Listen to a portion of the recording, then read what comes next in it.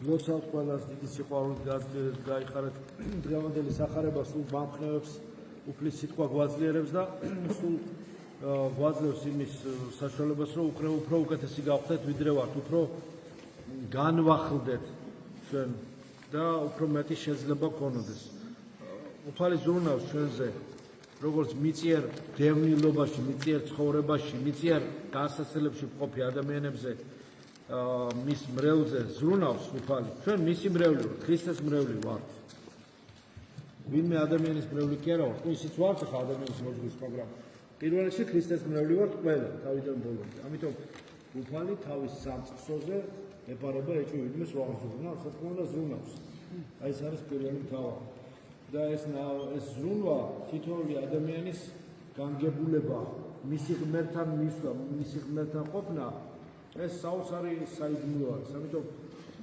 გავიაზროთ ჩვენ წარსული დღევანდელი დღე გავიაზროთ და მომავალი ღმერთს მივაგოთ წარსული აწყვა მომავალი ვიმუშაოთ ვიღვაწოთ ვილოცოთ იმისათვის რომ მომავალი ღმერთმა ნათელი და კარგი გაგვითებოს იმიტომ რომ მომავალი ღვთისა იყავ ნება შენ ვითარცა ცათაშინა როცა ქვეყანას ზედა ანუ ჩვენი ნება ღვთის ნებით უნდა შევცვალო იყავ ნება ჩემი ოყვარო იყავ ნება შენ ვითარცა ცათაშინა როცა ქვეყანას ზედა ანუ იყავ ნება შენ ნიშნავს იმას რომ ღვთის ნება ყველაფერს ისე გააკეთებს როგორც შენ რომ არიცი და არ გონია და ვერ ევედრები და ვერ ხვდები როგორ უნდა იყოს ისე გააკეთებს ის ამიტომ შენი ნებაც არის იქ შედის თუ შენ არ ეწინააღმდეგები შენი ნებაც არის იმაში შენი ნებაც შედის შიგნით მაგრამ პირველ რიგში ღვთის ნება იყოს ხო მამას ვამბობ ჩვენ ყველგან და ყოველთვის აი ეს არის მთავარი ამის სურვილი გვაქვს მაგრამ ეს ძლიერი სურვილი გვაქვს მაგრამ აი როგორ იქნება და როგორ შეესაბამება ჩვენი ცხოვრება ამას ეს უკვე მეორე საკითხია და ჩვენ როგორ მოვინდომებთ ამაზე არის დამოკიდებული ძალიან ბევრი შეგვიძლია ძალიან იმდენი შეგვიძლია რომ ვერ წარმოგვიდგენია ჩვენ იმდენი რამე მოგცა ღმერთმა წარმოგზავნა ძე თვისი ძე წარმოგზავნა ჩვენთვის რომ როგორც ძე მამისა მხოლოდ შობილი რომ ჩვენ მოგცა საშუალება იმისა რომ ჩვენ მისი მეგობრები გავხდეთ და დღევანდელ სახარებაშიც იყო სხვათა შორის ეს საოცარი სიტყვები რომ ხოლო გეტყვით თქვენ მეგობართა ჩემთაო ხედავთ აი დღევანდელ სახარებაში მეგობარი როგორც მეგობარი და როგორც ძე მოვიდა რათა ჩვენ მისი მეგობრები გავხდეთ მაგრამ ამავე დროს მამას უწოდებთ მას რათა ჩვენ შვილების შვილობა მივიღოთ ღვთისა იგი ძე არის მაგრამ ამავე დროს სადაც ძე არის და ვინ ძე იხილა მან მამა იხილა იმიტომ რომ ძე არის ხილული მამისა და უხილავი ძისა მამაა და ამიტომ ძე როგორც უხილავი მამა ანუ ხილული მამისა ესე შეგვიძლია ვთქვათ როგორც ამას მინდა მამა ამბობს ამას მოგვეცა ჩვენ იმისაც რომ ჩვენ შვილობა ვიგრძნოთ ღვთისა და სიმხნევე გქონდეს ჩვენ იმისათვის ვართ ამ მიწიერ ცხოვრებაში ადამიანები სული სამშველის სხეულით ხომ სისხლის მიმოქცევა არის ჩვენში და ადამიანები ვართ რომლებიცაც სხეული გვაქვს რომელიც მოკვდავია რომელიც ამ მიწიერ ცხოვრებაში ამ წარმავალ ცხოვრებაში თავის მოვალეობაში გვეხმარება ჩვენ რათა სინანულის ინსტრუმენტად იქცეს ჩვენთვის და ჩვენი ცხოვრების ჯვარდუშობის განხორციელების ფუნქციად იქცეს სხეული როგორც სხეული და არა მხოლოდ როგორც ფუნქცია არამედ როგორც ადამიანის ფუნქცია არის ადამიანის საშუალება ადამიანის ის ღვთის ქმნილება ის ღვთის ხატება და მსგავსება რომელიც უნდა მიემსგავსოს და განიღმოს და ღმერთს მიემსგავსოს მაგრამ ამიტომ ვამბობ რომ ადამიანები ვართ და სხეულში ვართ და სული სამშველის სხეული გვაქვს იმისაც რომ არასოდეს არ დავივიწყოთ ჩვენი შემოქმედი ღმერთი და ვიყოთ მხნეთი და დღევანდელ სახარებაში ზუსტად ამაზე არის გეტყვით თქვენ რომ მეგობართა ჩემთაო ან მეგობრობა ღვთისა არის მორწმუნე ადამიანისათვის ეს არის მეგობრობა ღვთისა ნუ გეშინიათ თქვენ ნუ გეშინიათ მაგრამ რომელთა მოსყიდნენ ხორცნი და ამისა შემდგომად ვერ არაი აქვს უმეტესი რათა გიყო თქვენ ნუ გააიგივებთ თქვენ თავს ხორცთან სხეულთან თქვენ მარტო სხეული არა ვართ ჩვენ ადამიანები პირველ რიგში ვართ სული სამშვენი და სხეულიც თლიანად ეს რიცხვი სამი ჩადებულია იდუმალად ჩვენში ხო მაგრამ თლიანად ვართ ერთად ეს ყველაფერი იდუმალად. მაგრამ პირველ რიგში უკვდავის სულია ადამიანი, ის ნაპერწკალია ღმერთის ხო ჩადებული მასში საოცრად.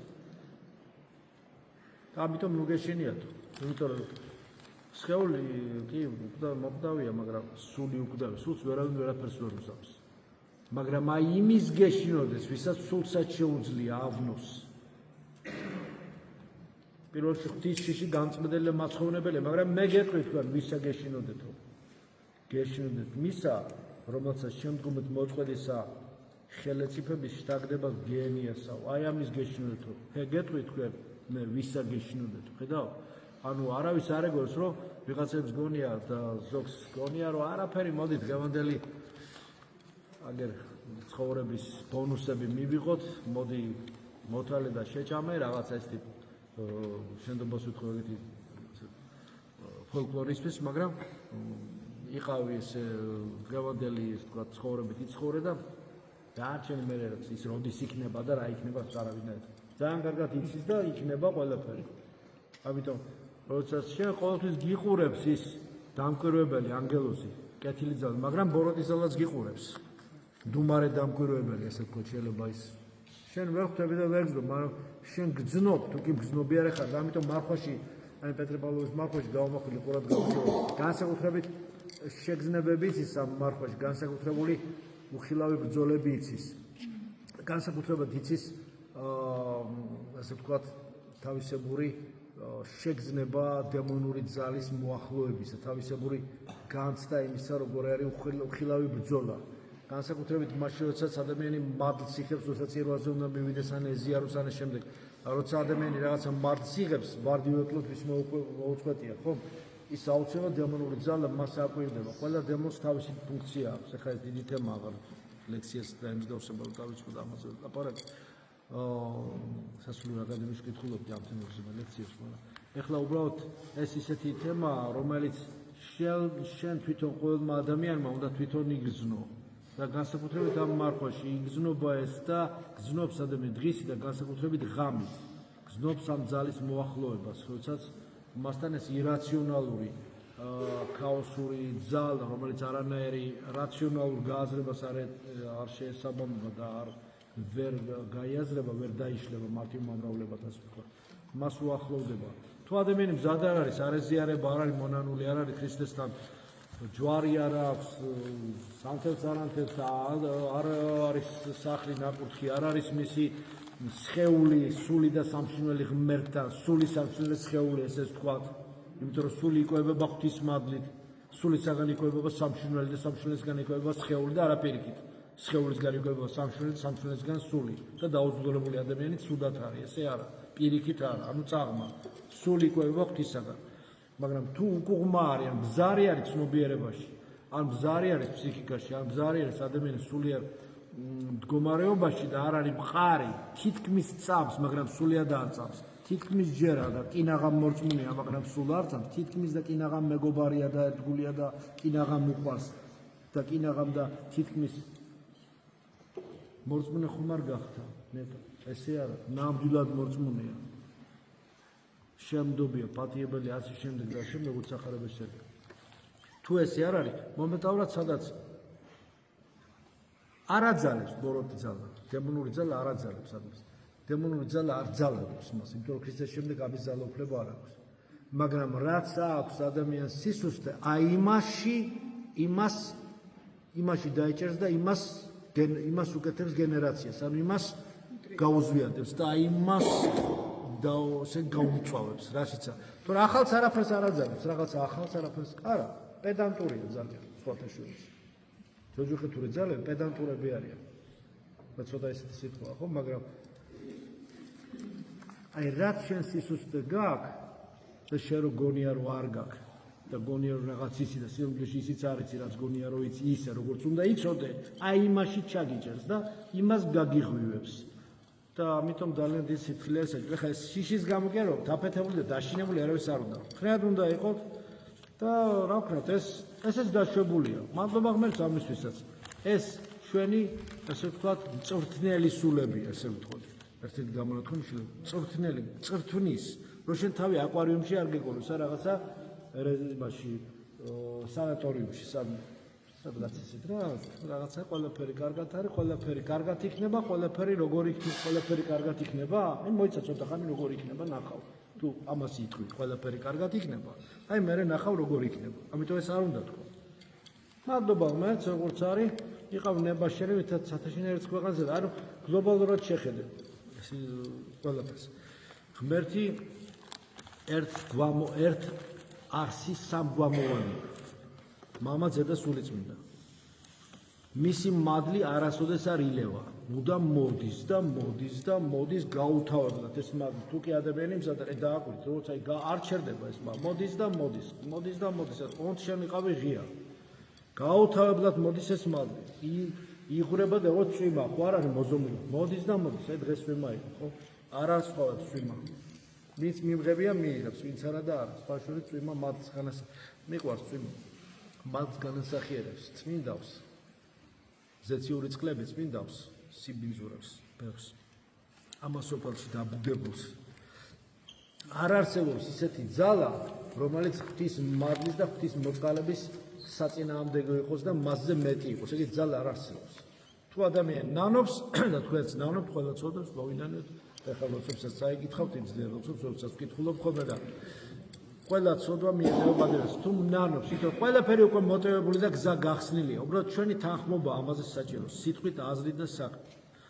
მოვინანოთ ყველაფერი, ღმერთ შევავედროთ ჩვენი თავი, ვიყოთ ხნედ, აზრი ჩვენი გამართული იყოს, მენტალი ჩვენი გამართული იყოს, ჩვენი ემოციონალური სხეული, ჩვენი ემოციონალური მხარე გამართული იყოს, არ იყოს სუსტი, იმიტომ რომ დაზიანება ემოციონალური სხეულის სამშინველის ეწევს უამრავ დაზიანებებს შემდეგ სხეულშიც. ამიტომ ფრთხილად უნდა ვიყოთ, ყველაფერი არ უნდა გამოვართვათ, ყველაფერი არ უნდა ასე ვთქვათ, როგორ აქვთ, ძალიან ფრთხილად უნდა იყოთ. ყველაფერი არ უნდა გამოვართვათ. ყველაფერში არ უნდა ასე ვთქვათ, გაერიო და გაზავდე. აღრეული ცხოვრებით არ უნდა იცხოვრო. ძალიან უნდა შემოსაზღვრული იყო. ხა იზოლირებული კი არ უნდა იყოს, ჯვარით უნდა იყოს შემოსაზღვრული. დღეს ძალიან მძიმე სულიერი ატმოსფეროა. ძალიან მძიმე. ვინ საიდან შეგიტევს, ვინ რა საიდან გამოგწობს ენერგიას, ვინ რა ბოროტი თვალით შემოხედავს, ვინ რა ბოღმით, ჩურით და უმადურობით იქნება გამშოვლი და ვინ რა რანაირად ხილულთა უხილავად დაგესხმება, ფსიქიური თავდასხმები იქნება თუ უხილავით ხილული, არავინ არ იცის. ამიტომ სულ კეთილგანწყობილი დაკავებული უნდა იყო. უსაქმურად არ უნდა იყო. არ უნდა ილოცო, არ უნდა მუდამ ილოცო, ამიტომ არის ნახო. როდესაც ადამიანი პაუზას აკეთებს, არაფერს არ აკეთებს და ჭყალებში ისვენებს, გონია დასვენება გონია არაფრის კეთება, აი მაშინ არის ყველაზე მისაწვდომი ხე სხვა თემა უბრალოდ მინდა ვთქვა, რომ მისაწვდომი არის ძალიან მაშინ ოკულტური გავლენებისადმი. როდესაც ადამიანი არ არის დაკავებული არაფრით. უნდა აუცილებლად სულ პოლარიზებული იყოს, ვექტორი სულ უნდა ქონდეს, ღვთისაკენ სულ და ილოცო. მუდამ ლოცულობდა, მუდამ მადლობდა, მუდამ კითხულობდა, ინფორმაციას იღებდა, კითხულობდა, სწავლობდა, სახარებას კითხულობდა, წმინდა მამების დაწერებს კითხულობდა, უნდა აუცილებლად სულ უნდა რეჟიმში იყოს, სულიერ დისციპლინაში, რიტმში უნდა იყოს, რიტმი ეს არის ფუნდამენტალური ცნება, რიტმი, ინდოევროპული სიტყვა ეს რიტმი. მოდის ინდური, მაგრამ რიტმია. და ეს აუცილებლად ხოცა ადამიანი მიმართულია და პოლარიზებულია. იგი არ არის ადვილად წასაქცევი. როცა ესე არის ესე მოდულებული და ესე უდისციპლინოდ ძალიან ადვილი დასაგდებია და მსხვერპლად ადვილად შეიძლება მისი დაჭერა ქეჩუთი. ახლა დიდი თემები, ამიტომ უფალი ჩვენთან არის, ღმერთი ჩვენს გულში არის, ღმერთი ახლა თქვენს ეზიარებით და თქვენში შემოვა სისხლით და ხორცი ქრისტესი. რაც გჭირდება, უფალმა ყველაფერი იცის, ვევედროთ, ვინც ითხოვს მიცემს, ჩვენ ვართ ეს და ჩვენ ვიცით, რომ საჭმლის მაგივრად რაღაცა ქვა არ უნდა მიცე და როგორც არის, ხო, სახარებაში სულსიცირებას არ ვაკეთებ, არ უნდა მიცე რაღაცა, ან მთხოვნელი ზურგი უნდა შეაბრუნო და არ უნდა გავუშვა. ეს ჩვენ ვიცით და უფალმა არ იცის, ვინც საერთოდ ყველაფერი შექმნა, ციდად მორწმუნეობა, ხო? ვიცის ყველაფერი და იცის და წინსვლაზე ჩვენს წინსვლაზე ზრუნავს. ამიტომ მივანდოთ ღმერთს, მისი გავლენის ქვეშ ვართ, მისი კურთხევის ქვეშ ვართ და სულ მუდამ ღმერთში ვიყოთ, რაც ყოფილიყოს დღევანდელი ზიარება. ასე ვთქვათ, მისი ამ ყველაფრის წინამორბედი და მისი ესე ვთქვათ, წინაპირობა. ხა დიდი თემებია, მოკლედ არ მინდა რომ ლექციას დაემსგავსო, გულოცავთ ყველას და მე სხვა დროს კიდევ ვისაუბროთ. ეხლა მინდა რომ გულოცავთ წაიკითხოთ და მადლობა ჩვენს იესო ქრისტეს, იყოს თქვენ ყოველთა თანა. ამინ.